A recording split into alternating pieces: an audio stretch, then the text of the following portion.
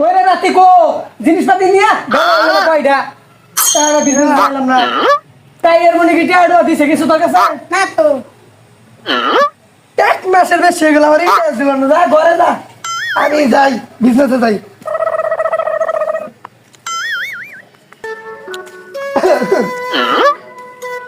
আমি হলো শামসু কফি আমার এটা তুই মেরে খাবি তোর তো বড় কলিজ হয়ে গেছে গা আইতাছি তোর বিল যাই আজকে আমার এটা মেরে খাবো দেখছেন টাইগার মনি কেরা গো আসসালামু আলাইকুম চাচা ওয়ালাইকুম আসসালাম আপনার শরীরটা কি ভালো আছে আলহামদুলিল্লাহ বিষয়টা কিন্তু বুঝতাছি না 2 মাস হয়ে গেল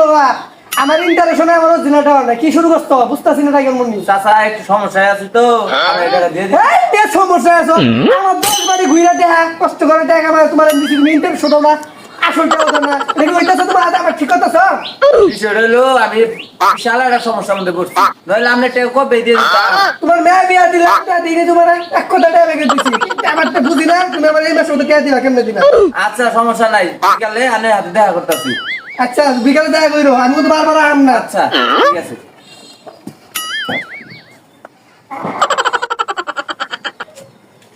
শামসু চাচা তো আইসা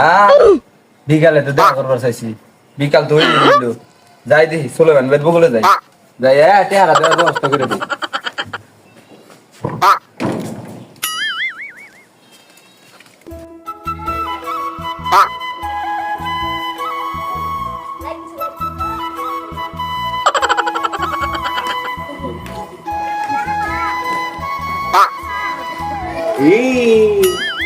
সোলেমান ভাই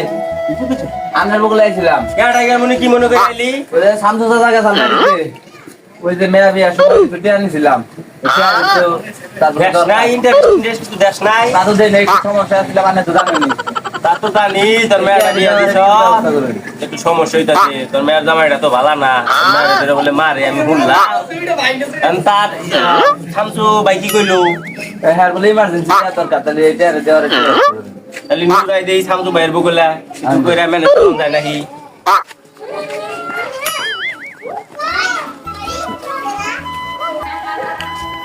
কি করুন যায় তোর বিপদ